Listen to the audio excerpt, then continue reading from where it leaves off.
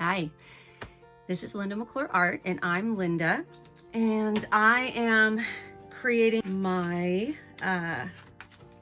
flowers that I made. So one of these, this one is a short, so it's a 60-second short video that's on my channel. This beautiful flower that I believe is really easy. I hope you enjoy the tutorial.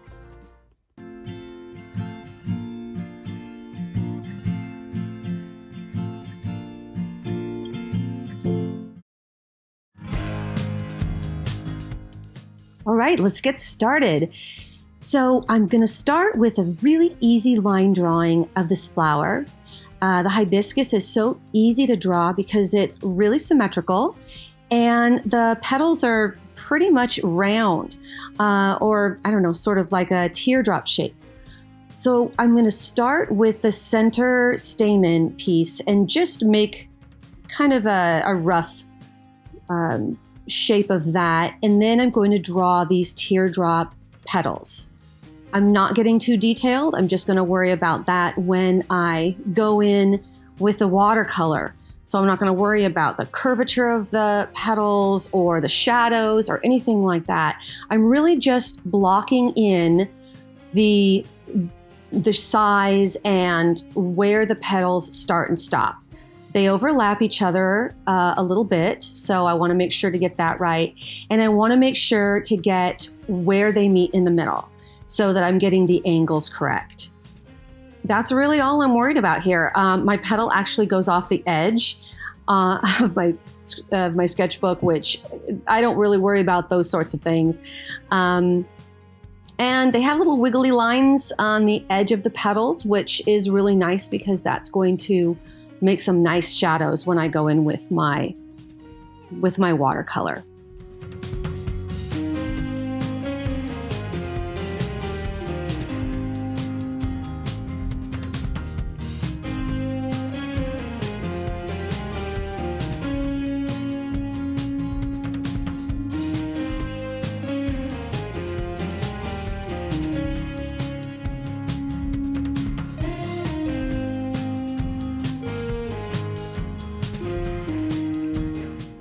Now I'm going to outline my pencil drawing with a black water-based pen.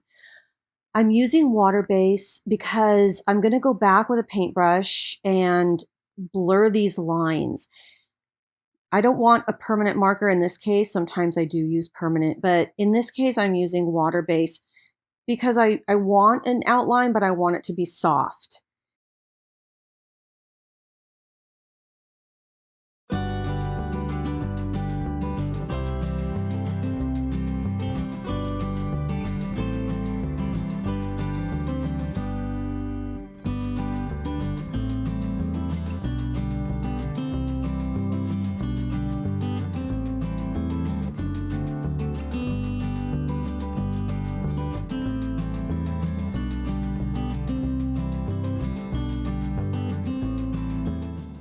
Just putting the water on the inside edges of the black pen. I want to pull my shadows into the flower.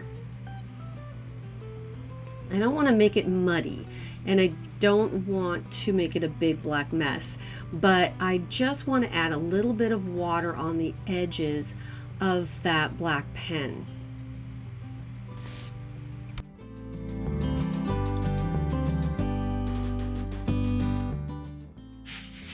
So here I want to talk about how to make different lines with the water pen. So the tip is like a brush, but it's stiffer than a paintbrush. So when you're making lines with this, if you drag your whole wrist rather than here. Get back. There we go.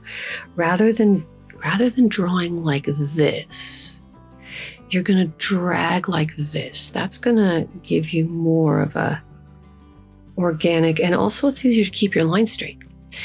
So that's when you're drawing, you want to draw with the whole arm. when you're doing loose things like this. Now, if you're doing really detailed work, that's a little different. The other thing, so now the way to get a variation in your line is to do, I call it the push-pull. So you can practice just by making a straight line like that.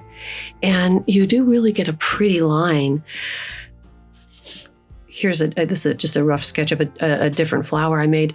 But where do I put, like when do I push hard versus to make a darker line and a thinner line? When I'm looking at my reference, I make the darker lines in places where there would be considered more shadows. Now it's kind of a, I don't necessarily have to adhere to any particular rule because it's art. So, here up at the top, I pushed a little harder. Then I lift my pen and I start up here with a lighter line. I'm going to go over here and I'm going to push hard again so that I can and in here. Okay. And then if I come around, I'm just kind of pushing it whenever, especially when I turn. I don't want to do it too much or it starts to look like a pattern. You don't want it to be a pattern. You want it to be irregular. So that's what makes it interesting. And sometimes I just do it for no reason, just because.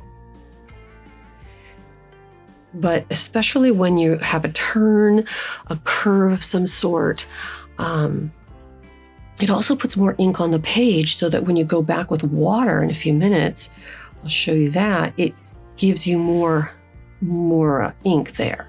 So here, and now I'm looking at a spot on the flower that gets a little darker, and that's going to give me some shadow when I put the water on the page. Again, I'm going to go down here. And that's not I also just like the variation in the line. So okay, so that's pretty much how that works. There we go. So the watercolor, and I wanted to show you a couple. I want to show you a couple other brush pens that work a little bit differently.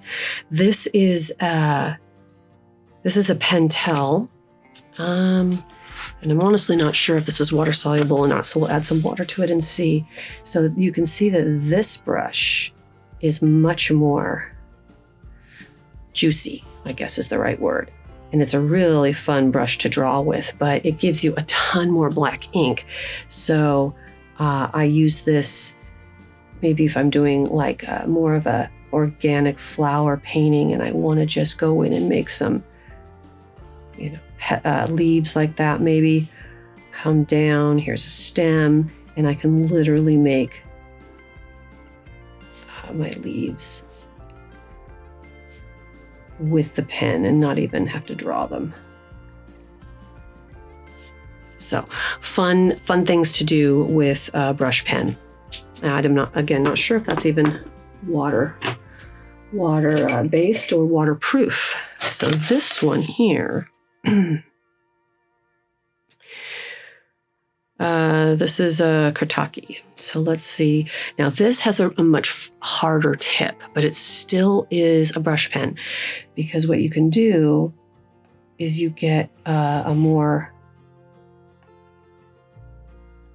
more, let's zoom in on that. So your line this is when I'm doing finer work, but I still want that variation of line. Okay, so that's a Kotaki there. Darn it, you didn't see that. Okay, what I don't do is I don't just go over it, because that spreads the ink in two different directions. I usually want my ink to come in one direction. So I go put my paintbrush right up to the edge of the ink and go along like that. And you can see that it's spreading down into the water, but not above the water. That's usually what I want to do. Let's see if this is waterproof. Yeah. So that,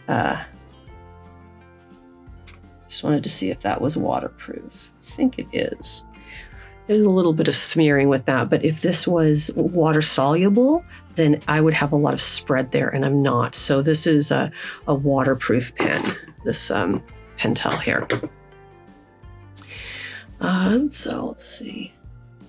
But this one, yeah, that's the Pentel. So I'm not getting any spread in that one. Again, I don't go over it because I don't want it to spread outside too much. Sometimes I don't mind, but I go right up to the edge of it and I just pull into my painting.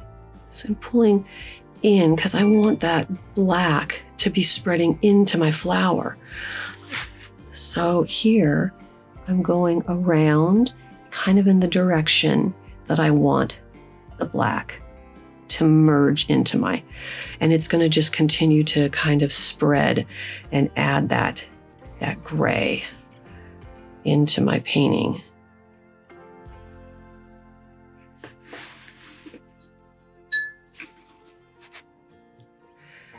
So right here,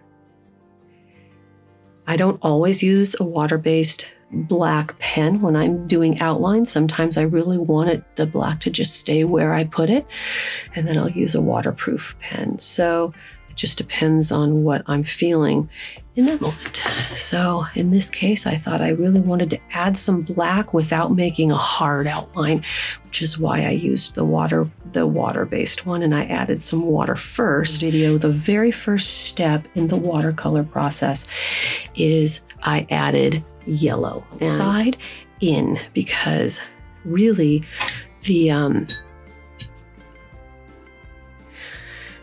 majority of the bright yellow is on the outside of the petals. So I'm taking my watercolor and I'm going right up against the black, and it's okay that the black smears into it, and it's even okay if I go outside my lines. You never need to worry about going outside the lines, in my opinion.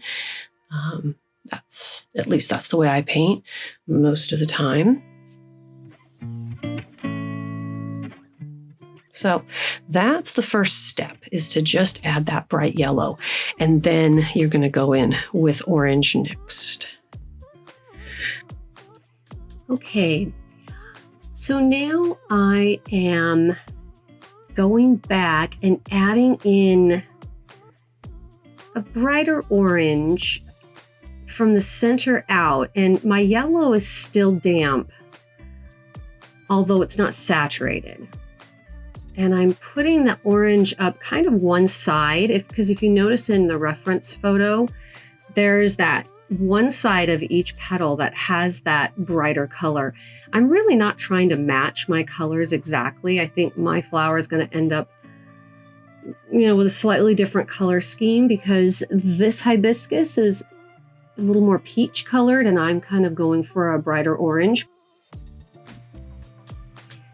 So taking that orange, I'm also moving my paintbrush from the outside into the center of the flower in kind of quick strokes, which is giving it that flow, the curvature of the petals.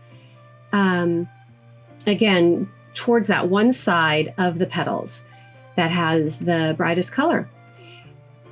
And this is just kind of a process where I just tap the color in wherever I feel like it, using variations of orange, some darker, some more bright kind of orange mixed with yellow.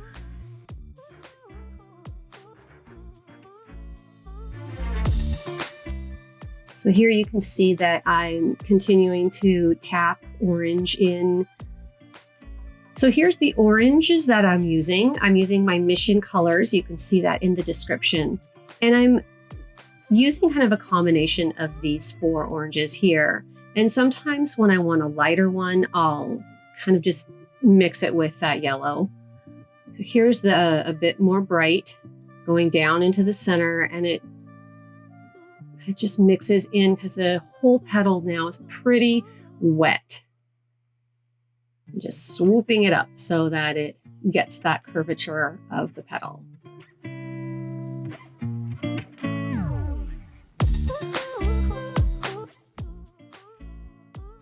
The outside of the petals are drier, which is nice because it also gives me a different texture. I'm getting a darker red now. I've mixed kind of red with some green to make this burgundy.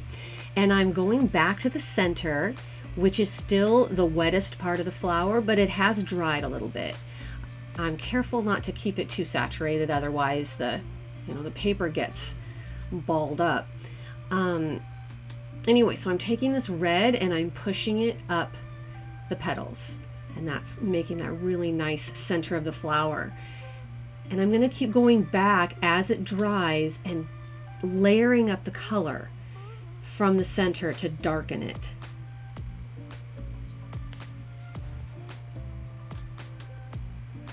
Just moving out from the center of the flower up the petals and a little bit up the stamen, up the middle there, because there's some red on that center part of the flower.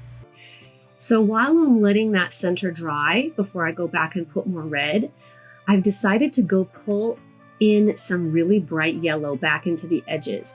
And I'm doing this by taking the yellow directly from the tube. And I'm really just piling it on the edges. So I'm not even using a lot of water here. I'm really dabbing it on, kind of like it's acrylic or gouache.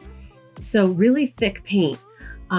Sometimes I go dip my brush into water and kind of mix it in a little bit, but it adds a little bit of texture to the edges because it's really, really thick. I don't know if you can even really see it in the camera, how thick I'm laying it on right now. But it's really fun. It just adds a whole different texture to the piece when you take the paint directly from the tube.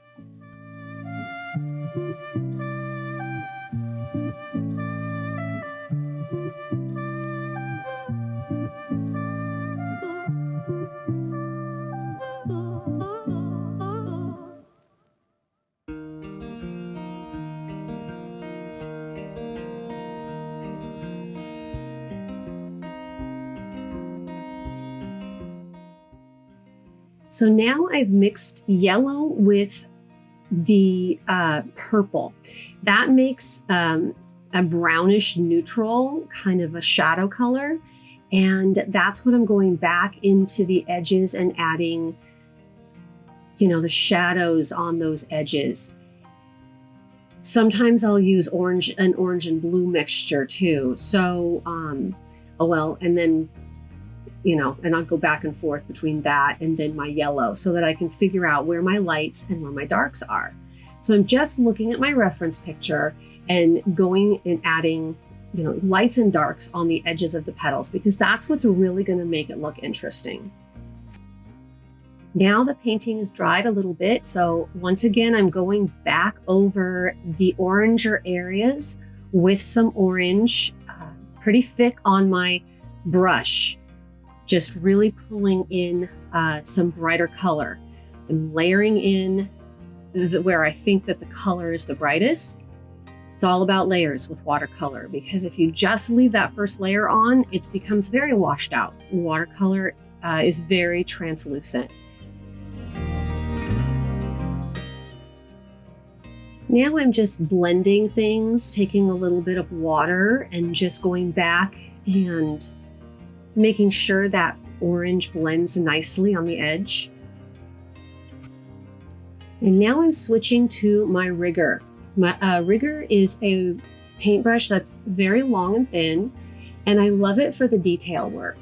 I'm going back to my dark, which is my neutral, yellow mixed with purple, and I am pulling in the lines of the veins of the petals and kind of the edges of the flower and anywhere where I see a shadow. Kind of just making up some areas where it looks like it needs a little bit of contrast. The painting is damp, but not saturated at all, so that the veins pretty much don't spread. A couple areas they're spreading, but for the most part, they stay looking like veins, which is perfect. That's exactly what I want. If I add a little bit of water where I want a shadow, then I can still get it to blend in because the paper is slightly damp.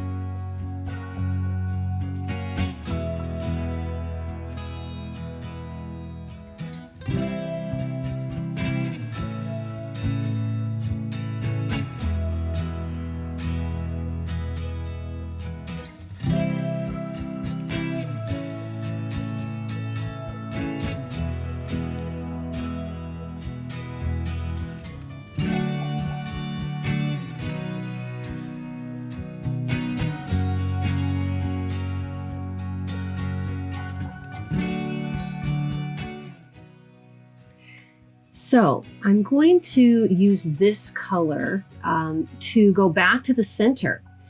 The flower is much, much darker in the center than I've made it so far. So I've mixed up this really beautiful burgundy using red and green. And I think I put a little bit of brown in there.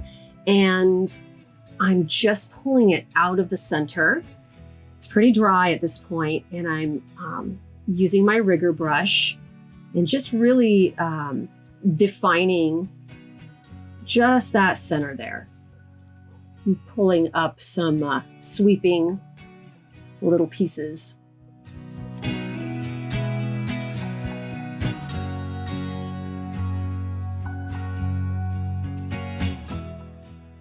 I've had to once again let that dry and then go back with that same color because it dried light and I really wanted that dark color.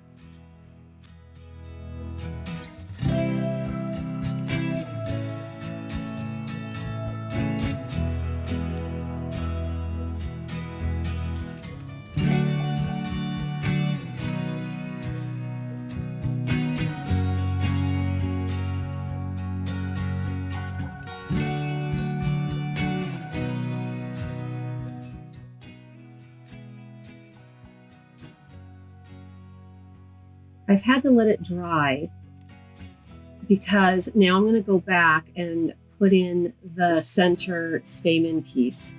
So I've taken some bright yellow right from the tube and I'm just made those dabs of paint right there for the center.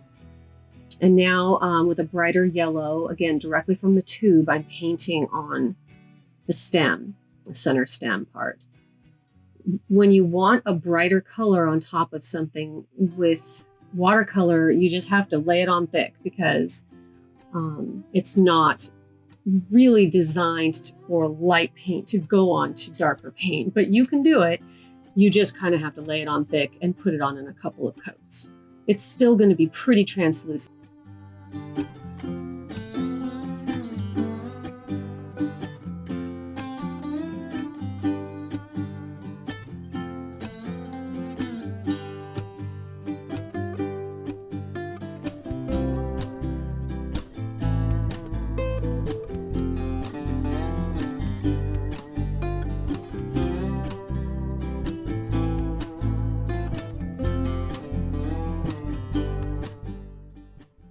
The flower is pretty much done here. I'm just going in and laying in some last details.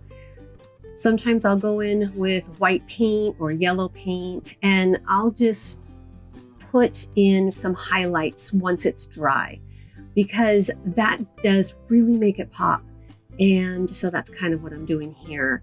I will also sometimes notice some, real sharp darks. And so those little last minute kind of highlights and darks can really set a piece apart.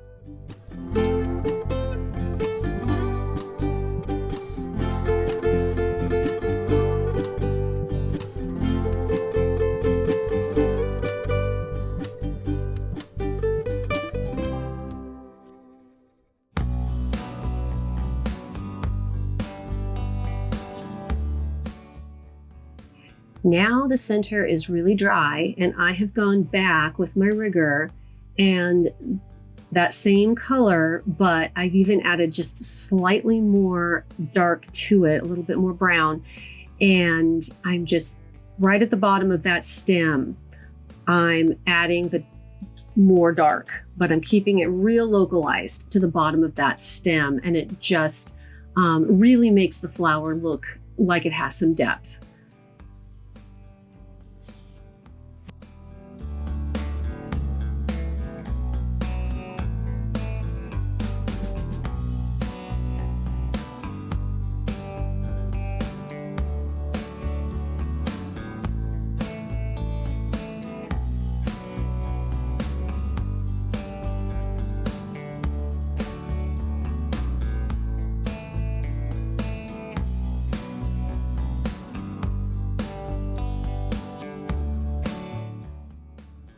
Please comment, tell me what you want to learn. subscribe and like. Visit my channel for more tutorials on painting and drawing.